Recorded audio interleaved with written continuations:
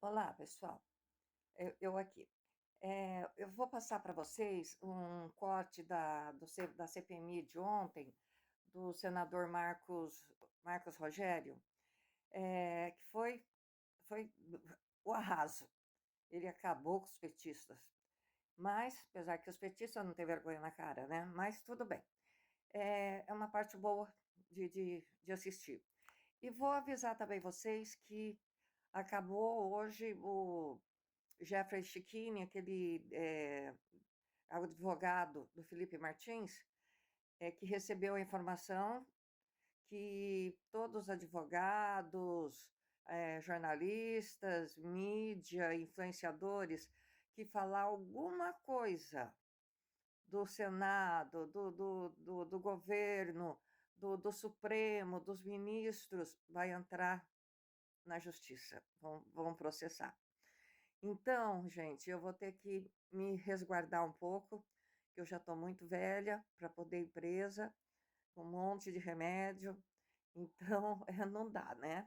Então eu vou me segurar um pouco, mas eu vou continuar mandando notícias para vocês de saúde, de entretenimento, e as melhores partes da CPMI eu vou mandar sim, porque aí não sou eu que estou falando mal, tá? Então, eu vou mandar para vocês. Então, me sigam, compartilhem, comentem, para mim, para crescer o meu canal, tá? Comecei há pouco tempo, estou muito feliz que ele está crescendo rápido, estou muito feliz com isso, tá bom? É um passatempo meu, que aposentada, sozinha, então isso aqui é muito bom para mim. Então, vamos lá, vou passar o corte do senador, tá bom? Vamos lá, então. O governo Bolsonaro, na visão do comunista de iPhone 17, foi quem desenhou toda essa arquitetura para favorecer CONTAG, para favorecer Sindinap, do irmão do presidente Lula, para favorecer os descontos associativos. Senhora Tônia Galete, eu confesso a Vossa Senhoria que o depoimento de Vossa Senhoria a essa comissão, no mínimo, é um depoimento que põe dúvida à comissão.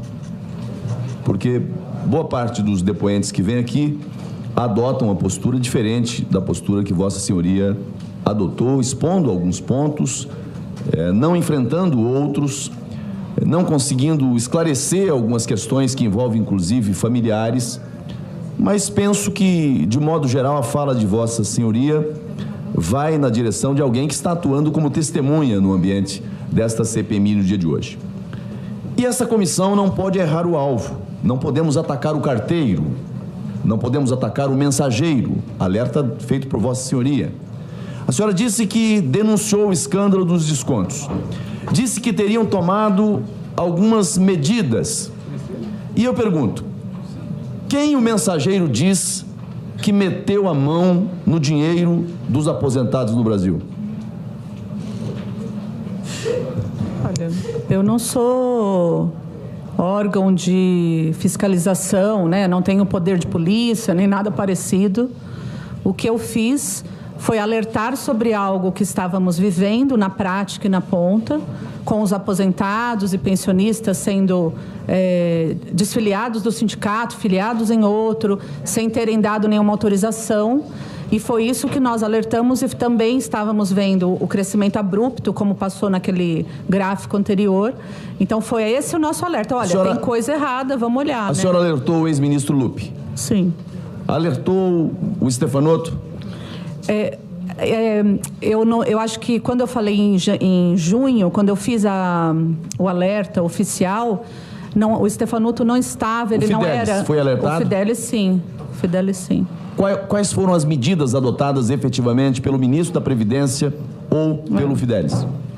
Então, o ministro da Previdência, na oportunidade, deu a ordem lá na própria reunião do CNPS para que eles levantassem todos os dados e todas as informações para que fossem feitas as apurações. A senhora... Isso foi falado na reunião. A senhora conhece o sistema por dentro? É parte de uma estrutura sindical há décadas e, pelo que o relator apresentou aqui, mais parece um negócio de família. E De forma objetiva, seria possível determinar como se deu o milagre da multiplicação nesse campo, especialmente, que nós verificamos aqui no painel hoje?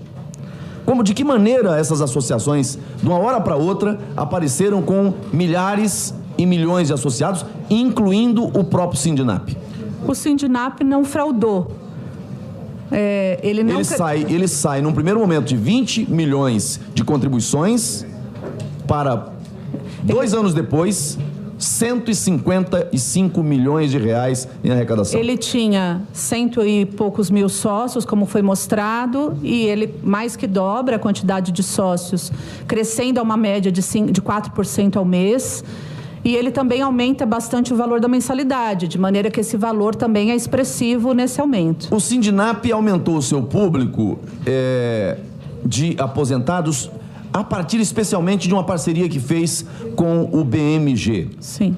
Como funcionou essa parceria com o BMG? O BMG era o captador, aliciador de associados a partir do consignado? Ou teria outro método? Não. Como eu expliquei antes, Excelência, o aposentado, o pensionista ou o idoso, ele se dirigia às lojas, né, os pontos de venda lá do BMG, e era ofertado a ele que se associasse. Em nenhum momento o sindicato vinculava ou obrigava, aliás, de modo algum, que o BMG fizesse qualquer tramóia para fazer sócio. Eu vou melhorar a pergunta. Depois de ser questionada pelo relator, quando falou da esquina da vida do Sindinap, que a esquina da vida do Sindinap foi o acordo com o BMG, a senhora disse, isso foi planejado. Não foi algo assim, eu encontrei sem querer o BMG, frauda aí para fazer sócio. Sim. Não é nada disso, foi estruturado, foi planejado. Bom, então vamos lá. Os descontos passaram, repito, de 23 milhões em 2020 para 154,7 milhões em 2024. Aqui nós temos o milagre da multiplicação. Não. Uma alta de 564%. Repito, como o crescimento dos associados foi estruturado? A senhora disse, eu não estou colocando palavras minhas, estou usando palavras de Vossa Senhoria.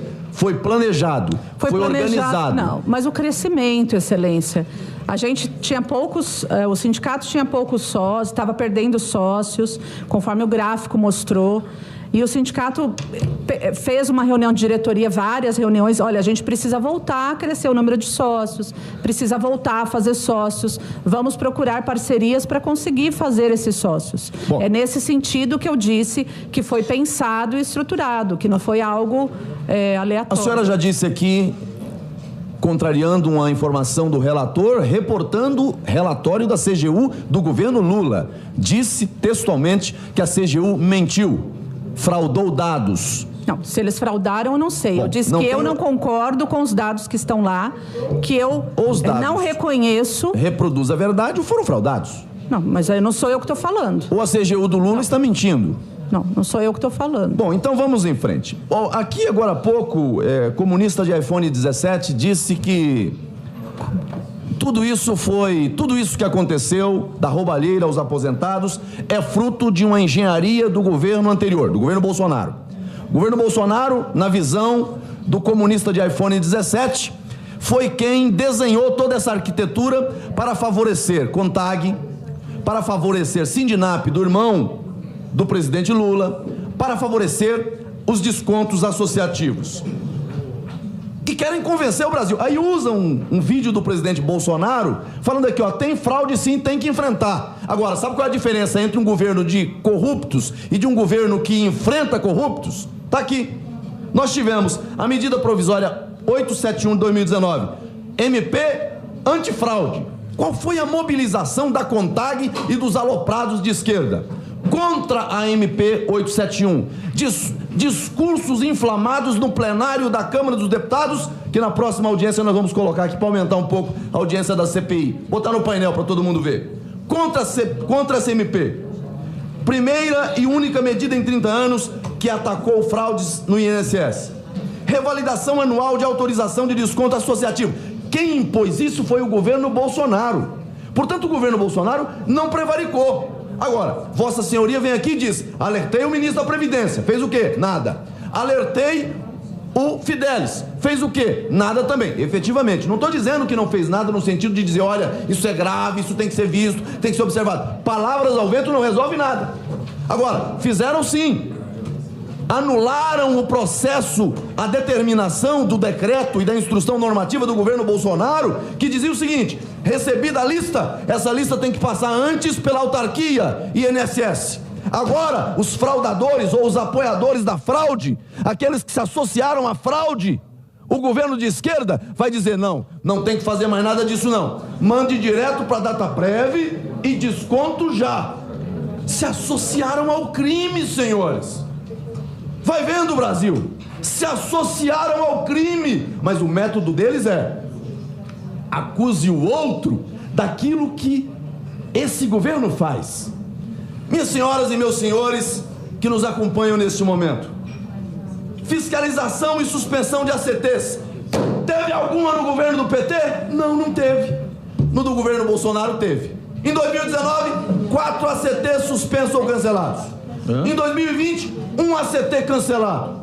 Em 2023, suspensão de mais 4 ACTs. 2022. Então, assim, eles acusam daquilo que fazem. Aí, diante das denúncias que Vossa Senhoria, senhora Tônia, fez, diante do que a CGU fez, diante do que o Ministério Público Federal fez, e o que fizeram? Pediram que fossem suspensos os pagamentos, os descontos. O que fizeram os aloprados associados a esse crime, a essa organização criminosa? E eu finalizo.